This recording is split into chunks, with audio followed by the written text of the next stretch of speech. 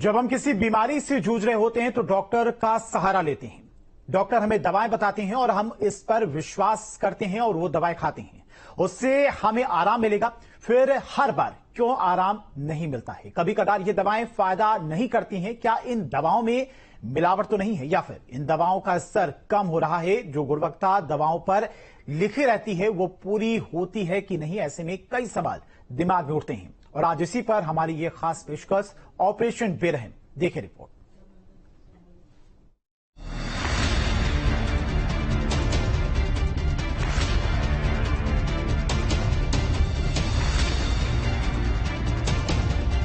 अस्पताल के बिस्तर पर जिंदगी और मौत के बीच झूलते मरीज और उनके परिजनों की आस रहती है कि डॉक्टर साहब जो दवा लिखेंगे वो मरीज को मौत के मुंह से खींच लाएगी।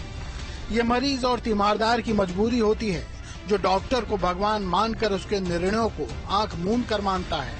डॉक्टर भी अपने अनुभव और ज्ञान के आधार पर मरीज के लिए बेहतर दवाएं लिखते हैं, लेकिन क्या ये दवाएं मरीज की उखड़ती सांसों को थाम सकती हैं? क्या ये दवाएं उसे मौत के मुंह से निकालने में कारगर होंगी? कम से कम डॉक्टर को तो अपने अनुभव पर विश्वास रहता है और मरीज को डॉक्टर की कुशलता पर। लेकिन कभी कभार ये दवाएं ही धोखा दे जाती हैं। हम उन दवाओं के सहारे निश्चिंत रहते हैं, लेकिन मानक से नीचे बनी दवाएं सही इलाज नहीं कर पाती और कभी कभार मौत के मुंह में धकेल देती हैं। कई बार लोग दवाएं खाते हैं लेकिन दवा उनको असर नहीं करती। लोग कहते हुए सुने जाते हैं कि लंबे समय से वो दवा का सेवन कर रहे हैं लेकिन उन्हें कोई फायदा नहीं मिल रहा। दरअसल लोग जो दवा खा रहे हैं हो सकता है वो दवा नकली हो। DGCI की जांच में ये बात निकल करके सामने आई है कि तमाम दवाएं नकली बन रही हैं। इस पर ध्यान तब गया जब गाम्बिया, उज्बेकिस्तान और कैमरून में बच्चों की मौत के लिए भारत में निर्मित खांसी की दवाइयों को जिम्मेदार पाया गया। भारत को बड़े पैमाने पर दवा उत्पादन के कारण विश्व की फार्मेसी माना जाता है। लिहाजा इसके बाद जब विश्वास बहाल करने के लिए दवा बनाने वाली इकाइयों की जांच की गई तो सबके होश फाख्ता हो गए। केंद्रीय औषधि मानक नियंत्रण संगठन यानी CDSCO के मुताबिक पिछले 1 साल में देश में अब तक दवा बनाने की 400 इकाइयों का निरीक्षण किया गया है। उनमें से करीब 36% इकाइयों को बंद करने का निर्देश दिया गया। केंद्रीय औषधि मानक नियंत्रण संगठन के प्रमुख राजीव रघुवंशी ने बीते 1 वर्ष से लेकर अब तक 400 इकाइयों का, जो कि दवा बनाने वाली कंपनी है, फार्मा कंपनी, उनका निरीक्षण कराया और उनमें से 36% इकाइयों को बंद करने के दिशा निर्देश दिए। उसके पीछे की बड़ी वजह रही जो कफ सिरप कंपनियां बनाती थी या पैरासीटामोल जैसी दवाइयां बनाती थी वो मानकों के अनुरूप नहीं रहती थी। कुछ केमिस्ट मानते हैं कि काफी लोग खुद ही दवाएं अपने मर्जी से खरीद लेते हैं जिससे उनको नुकसान हो सकता है। नहीं, अब लोकल तो जैसे हम केमिस्ट लोग हैं पर्चे पे ही दवाइयां देते हैं, लेकिन बहुत सारी दवाइयां बुखार की, खांसी की तो कंज्यूमर आता तो उनको रिटेलर दे देता है। और मेरा कहने का तो मतलब ये है कि थोड़ा सा इसमें हमारे ड्रग इंस्पेक्टर जो हैं काम भी अच्छा करते हैं, ऐसा नहीं है, जगह जगह जाके नमूने लेते हैं, लेकिन दवाइयों की दुकान बहुत ज्यादा है और उसी हिसाब से ड्रग इंस्पेक्टर की भी कमी है। Drug controller general of India यानी DGCI ने दवाओं की जांच में पाया है कि 50% दवाएं घटिया स्तर की बन रही हैं और हम और आप इन घटिया दवाओं को अनजाने में खा रहे हैं। जिन दवाओं को स्तरहीन पाया गया है उसमें पैरासीटामोल 500 mg, BP की दवा टेलमिसॉर्टन, कफ्टिन कफ सिरप, मिर्गी की दवा क्लोनाजेपाम, दर्द की दवा डिक्लोफेनेक, मल्टीविटामिन और कैल्शियम की दवा शामिल है। ज्यादातर लोग बुखार लगने पर खुद ही पैरासीटामोल खरीद कर खा लेते हैं, लेकिन ये दवाएं अब मानक से नीचे बन रही हैं। ऐसे में इनके खिलाफ कार्रवाई भी की जा रही है, लेकिन सबसे बड़ा सवाल यही है कि मार्केट में अगर ये दवा उतर गई, यहाँ तो चेकिंग हो गई और जिन दवा कंपनियों की या फैक्ट्रीज की चेकिंग नहीं हुई और वो दवा मार्केट में आ गई और लोगों को उसे खाना पड़ा तो उसका सेहत पर क्या प्रभाव होगा?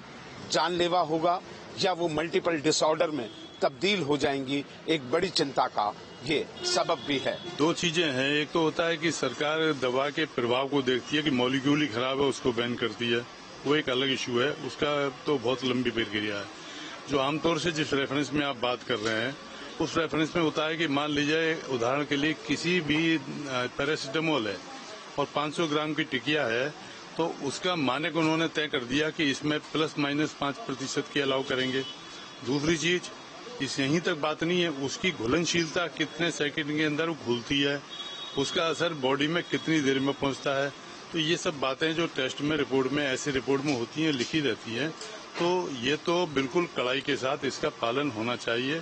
और जिन कंपनियों ने, जिन फैक्ट्रियों ने मानक से नीचे दवा का निर्माण किया है, उन फैक्ट्रियों पर बंदिश लगनी चाहिए, उनके प्रोडक्ट को बैन किया जाना चाहिए।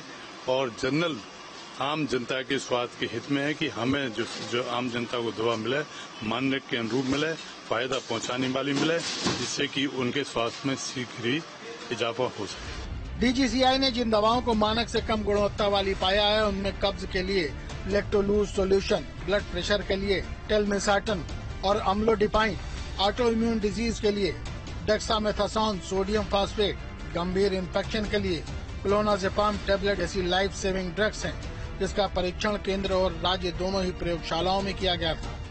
इसी को ध्यान में रखते हुए फरवरी 2024 में ही डीजीसीआई ने राज्य सरकारों से लोकल मार्केट में बेची जा रही दवाइयों पर कड़ी निगरानी रखने के लिए कहा था।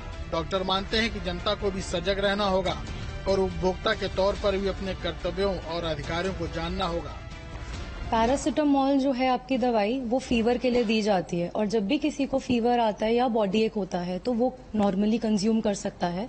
लेकिन अगर उसने जाके केमिस्ट से ली और बिना चेक करे खाई और वो दवाई क्वालिटी मेंटेन नहीं कर रही है, उसमें मतलब सारा प्रोडक्ट सही नहीं, एक्टिव इंग्रेडिएंट वगैरह, तो वो पेशेंट को डैमेज इसलिए कर सकती है क्योंकि लिवर पे भी डैमेज आ सकता है, किडनी पे भी डैमेज आ सकता है पेशेंट की, क्योंकि ये सारी दवाई वहीं से मेटाबोलाइज होती हैं। तो इसलिए पेशेंट को बहुत ज्यादा कॉशियस रहना चाहिए जब वैसी दवाई वो कंज्यूम करे। इसलिए उसको हमेशा पीछे का चेक करना चाहिए, पत्ते को पलट के कि उस पे क्या लिखा है, कौन सी कंपनी की दवाई है, क्या डोज लिखी है और कैसे कैसे उसे उसका कंज्यूम करना चाहिए। और हमेशा उसे एक जनरल प्रैक्टिशनर के पास जाके ही लिखवाना चाहिए, क्योंकि अगर उसके पास डॉक्यूमेंटेड होगा तो हेल्पफुल होगा। अगर वो बिना डॉक्यूमेंटेशन के परचेज कर रहा है तो नहीं सही है वो चीज।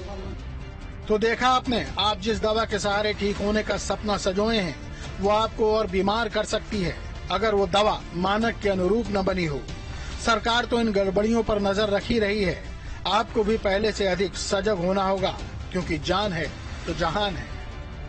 Team news state.